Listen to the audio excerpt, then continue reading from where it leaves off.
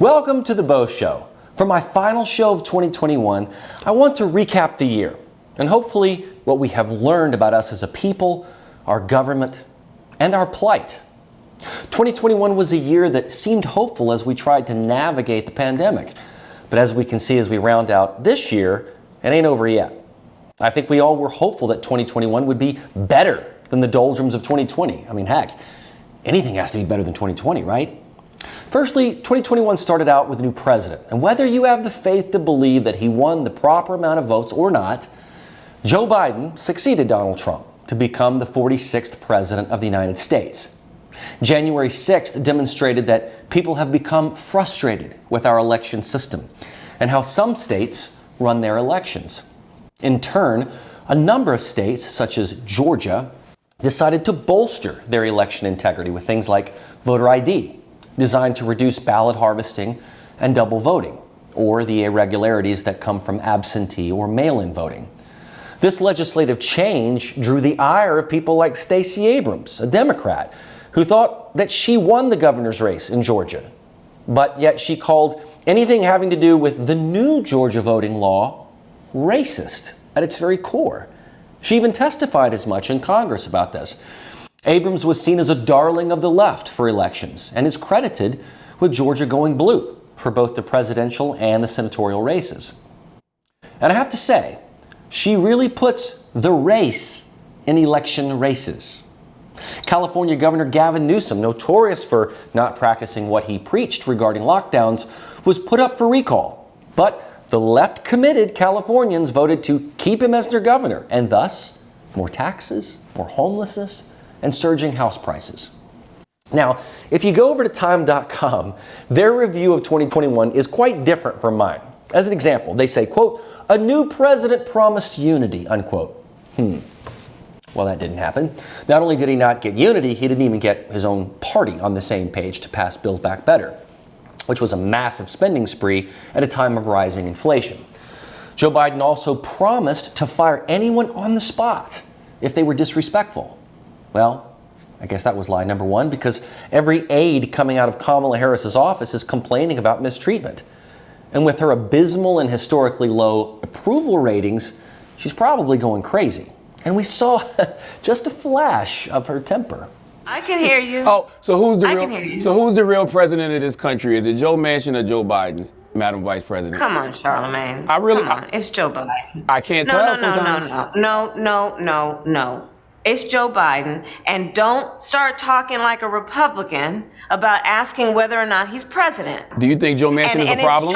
It's Joe Biden, and I'm vice president, and my name is Kamala Harris. Whoops. Disrespectful much? Yeah, I'd say so. So much for being fired on the spot. And in terms of polarization, we became even more polarized, not just because of the election, but also because of COVID lockdowns and mask mandates. Anthony Fauci made so many glaring about faces, but still kept his job. He gave edicts that just seemed to defy the science he's supposed to be so knowledgeable about. And after all we went through in 2020, we were told these vaccines, which are not even really vaccines, were going to change everything and get life back to normal. Well, we know that hasn't happened. And with Joe Biden still trying to mandate the jab, the highest court in the land still has yet to rule on whether that's constitutional. Whether you took the jab or not, we did see a reduction of choice in our medical liberties. The other, much lesser addressed issue was mental health. 2021 saw a huge spike in suicide and mental health issues. Crime, homicide, and car fatalities surged. The pandemic brought out the worst in us as we tried to celebrate our frontline workers. In addition, the media made things far worse. Hungry for ratings, they tried to push fear on us all, and Project Veritas exposed the media's bloodthirst for the COVID case and death count on live TV. Media had to settle with Nicholas Sandmann, the Covington Catholic high school student, whom they lied about regarding his trip to Washington, D.C. We don't know the exact monetary amounts, but the media had to pay up for reporting a blatantly false story. To trust that they put in Jussie Smollett, who has been convicted now of multiple felonies, was not the same courtesy that they gave Nick Sandmann or even Kyle Rittenhouse. the recently acquitted teenager who shot two people who attacked him during the BLM riots in Kenosha, Wisconsin. And that's another stain on 2021. Riots were treated as peaceful protests. Looters and arsonists were either not prosecuted or were bailed out by virtue-signaling celebrities who created a bailout fund for them. People were taking things off the shelves at CVS, and no one even pursued them. This is also at a time of another big mark of 2021, major supply chain issues. Cargo ships were hovering off the coast because they couldn't get supplies into port. Food and gas prices shot up, and inflation became a perpetual problem, even though Janet Yellen and others assured us it was just a temporary road bump. 2021 also saw the unprecedented power and hegemony of big tech. After the January 6th events, Twitter and Facebook locked Donald Trump's account, and a year later, they remained that way. Jack Dorsey and Mark Zuckerberg tried to justify these suspensions due to perceived danger and hate speech. But they rely on Section 230 of U.S. Code, which protects them. As private companies, they remove free speech if they deem it hateful or abusive. And it was learned that big tech was using algorithms to filter content and even shadow ban certain users with whom it disagreed. House Democrats voted to impeach Donald Trump a second time for what happened at the Capitol. But it was all a show trial since Biden was incoming. The Senate voted to acquit him a second time, even though he's already out of office. In February, golfer Tiger Woods had a major car crash. And one good bit of news is that he's on the mend and trying to get back in the game. And his son, you gotta see it, swings just like him. Also in February, a U.S. intelligence report details that Saudi Prince Mohammed bin Salman was responsible for putting a direct hit on Saudi journalist Jamal Khashoggi. In response to the new election laws in Georgia, in March, private companies began a major virtue signaling campaign. So Major League Baseball decides to move its All-Star game out of Atlanta, but yet months later, the Atlanta Braves win the World Series. Whoops. Coca-Cola also becomes Woca-Cola and conducts white privilege training. A number of high-profile court cases came to light in 2021, such as Kim Potter, the police officer who shot Daunte Wright with her gun rather than her taser. She was convicted of manslaughter. Minneapolis police officer Derek Chauvin is convicted of second and third degree murder of George Floyd. In May, one of the largest oil pipelines run by Colonial is hacked by cyber attackers, and the company pays the ransomware attackers. It shows a glaring hole in cybersecurity. A falling out happens in the GOP with Liz Cheney as the party removes her from her leadership position, particularly for her stance on Donald Trump and election malfeasance. To that end, Democrats capitalize and create a special commission to investigate January 6th. And they put Trump critics Liz Cheney and Adam Kinzinger on that commission. Joe Biden signed an anti-Asian hate bill into law that doesn't take into account the races of those attacking the Asians. In fact, most of it happened in places like California by nothing other than malevolent actors. It wasn't Trump supporters emboldened by the phrase China virus. However, in May 2020, a Wall Street Journal report cites a U.S. intelligence report that 3 workers at China's Wuhan Institute of Virology fell ill in 2019, now casting major doubt on the origin of the virus. Fauci told us it came from bats at a wet market that jumped to humans, even though at his direction, the NIH was funding gain-of-function research at the Wuhan lab. No one really knows this at the time, though, until Senator Rand Paul hammers him about this. Now, gain-of-function research is lab research where viruses are tinkered with to make them more infectious. If that escaped the lab, either intentionally or unintentionally, this turns what we have been told upside down. On June 17th, Biden signs an order to establish June 19th as National Juneteenth Day, commemorating the official end of slavery. June 21st was a landmark decision by the Supreme Court, voting 9-0 that student athletes can receive payments from the very billion-dollar sports industry that the NCAA has profited off of. Also in June, a 13-story condo building suddenly collapses in Surfside, Florida, raising new questions about building codes and safety. New York prosecutors start charging Donald Trump left and right over his taxes. It's clear that the New York Attorney's Office became the legal arm of the Democrat Party, that were worried about his continued popularity and the populist movement. Impeachment wasn't enough. They now wanted legal blood. On a more tech-forward note, Jeff Bezos and Richard Branson went into space with their respective companies, Blue Origin and Virgin Galactic. But they lagged behind Time Magazine's 2021 Person of the Year, Elon Musk, who had a blue ribbon year with SpaceX launches and Tesla in the electric vehicle market. In July at the Tokyo Olympics, heavy favorite Simone Biles withdrew to focus on her mental health. Tennis champion Naomi Osaka did something similar, which put a spotlight on mental health, not just with our athletes, but also the nation and the world. In August, New York Attorney General, yes, the same one going after Trump, released a report finding that Governor Andrew Cuomo had sexually harassed 11 women and created a hostile work environment. Probably to the country's shock and certainly to mine, he resigned. On August 23rd, the FDA fully approves the first COVID mRNA vaccine made by Pfizer, and Moderna follows not long after. But this gets tricky because they already start talking booster shots and what fully vaccinated means, thereby moving the goalpost. August 26th was a horrific day in the world, as an explosion goes off in Kabul airport in Afghanistan by suicide bombers, killing 12 U.S. service members. This marks the biggest stain on Joe Biden's early presidency as he mangled the way that the drawdown happened, allowing the Taliban to totally take back over Afghanistan. To this day, it remains one of our greatest military failures and an example of horrific leadership. Lives were lost unnecessarily. Also in August, Hurricane Ida lands in Louisiana, killing 34, but kills double that number when the hurricane made its way to the Northeast. In September, a bill in Texas goes into effect that will ban abortions after 6 weeks. Other states have similar legislation that will pit pro-lifers against pro-choicers. In September, a jury finds R&B singer R. Kelly guilty of 9 counts of racketeering and sexual exploitation of a child. On October 3rd, Facebook whistleblower Frances Haugen comes forward and testifies and reveals that Facebook had numerous problems with its app and deliberately did nothing, including causing harm to children, especially in terms of their self-esteem. It reveals more about big tech's power and lack of oversight.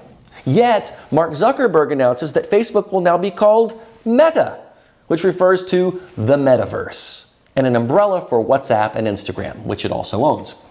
It becomes clear once again that, like Frances Haugen testified, Facebook puts profit over people.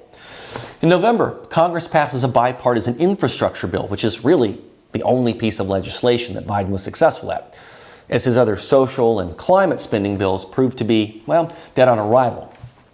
I predicted that such bills, including the so-called For the People Act, would be knocked down by Joe Manchin, who still represents a thorn in Biden's side. In mid-November, a judge terminates singer Britney Spears' 13-year conservatorship, marking the end of a long battle with her father, and yet another conversation about mental health. On November 19th, Kyle Rittenhouse is found not guilty on charges of shooting and killing 2 men in self-defense, in a very high-profile trial that got more attention from the media than Ghislaine Maxwell's trial, who facilitated the illegal sexual exploits of Jeffrey Epstein. However, just a few days later, 3 men are found guilty of killing Ahmaud Arbery in Brunswick, Georgia, sparking another racially inflamed case. In late November, charges are brought against 15-year-old Ethan Crumbley, who opened fire and killed 4 students at Oxford High School in Michigan. His parents are also charged, as they knew about his troubled behavior, and it creates a dialogue about what parents know about their children and a lack of parenting. On December 15th, the U.S. surpasses 800,000 COVID-19 deaths, but who knows if that figure is accurate because of the way things get counted. All right, so those are the nuts and bolts. But what have we learned? Well, for one, we learned the pandemic is unending. Government control was tested, and it's still being tested right now. How it has affected our mental health as a country is undoubtable. It has affected our livelihood and our economy, and no one is holding China accountable. They need to be held responsible for the damage that was done. I doubt this will be the last we will see of this pandemic, or perhaps the next one. Also, the focus the entire year was on the vaccine and not on treatment or on boosting your own immunity, and even the lasting effects of natural immunity. Virtually no health expert got on TV and recommended sunshine, vitamins, exercise, and maintaining a healthy weight and mind so that your body can defend itself the way that it should. People with pre-existing conditions or terribly obese were behind the 8 ball with this, or any infectious disease. We also learned that the country's top medical advisors are either incompetent or part of some bigger scheme designed to control. In no other profession could you be that consistently wrong and keep your job. Another thing we learned is that the media is still highly problematic and biased, and not good for our mental health. The media is in the business of ratings, which means the more outlandish the story is, the more you'll tune in, even if it's false. The level of bias in newsrooms has become all too obvious, and it affects the style and the substance of reporting. It is being chosen for you. They also deserve blame for inflaming racial tensions and profiting off of them. They showcase the trials they want you to watch and judge the accused before you do. CNN anchor Chris Cuomo got caught lying to his own company about helping his brother fight his sexual harassment allegations. And another CNN producer seems to have been such a deviant that he was grooming minor girls for sex acts. I think another thing we learned is that not only is Joe Biden getting terrible approval numbers, but it's directly related to his poor observable performance and even mental deterioration. Independents seem to be waking up to this, and Hispanic voters are as well. The GOP is poised to come in and take back the House and the Senate and the presidency, because for them it'll be like taking candy from a baby. Another thing that we learned is that our southern border is still a mess.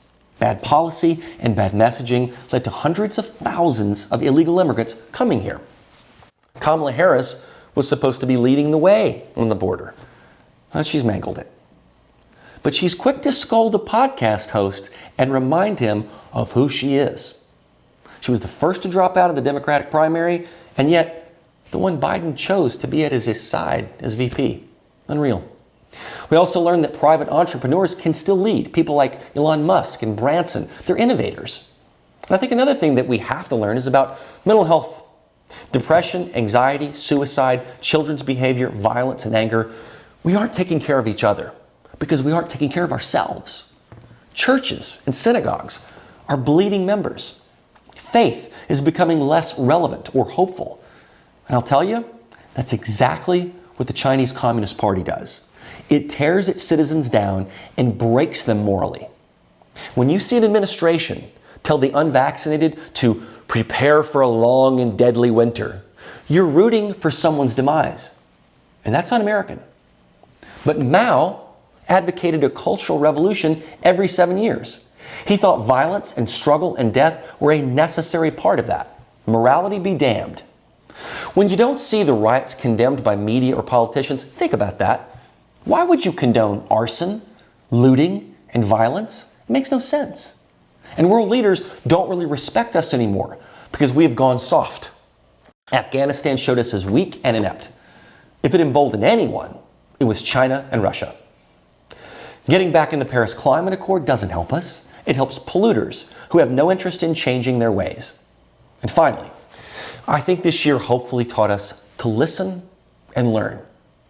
We got to educate ourselves. Don't take someone's word that a fact is actually true. You have to dig deep.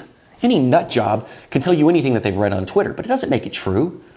America has lost some of its promise because we have allowed it to. We have to have strong leaders who are innovative and sharp.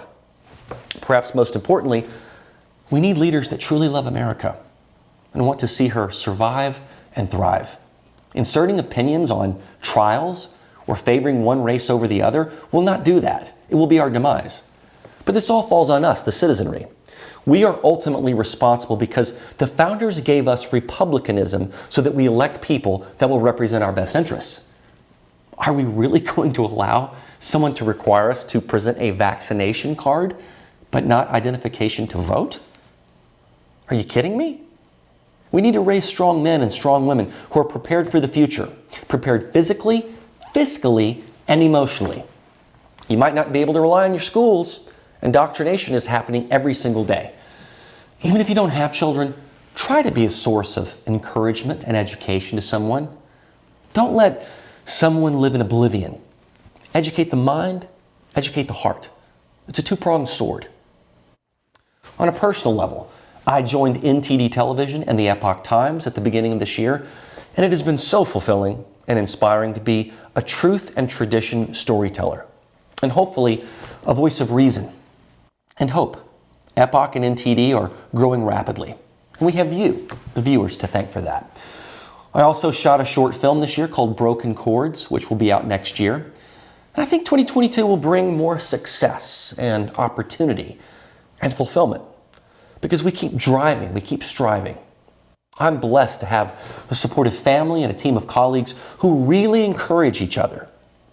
I hope that 2022 will be better and more optimistic, but in just a few days, we will get to begin to decide that. Old acquaintance shall not be forgot. I'm Beau, and Happy New Year to you all.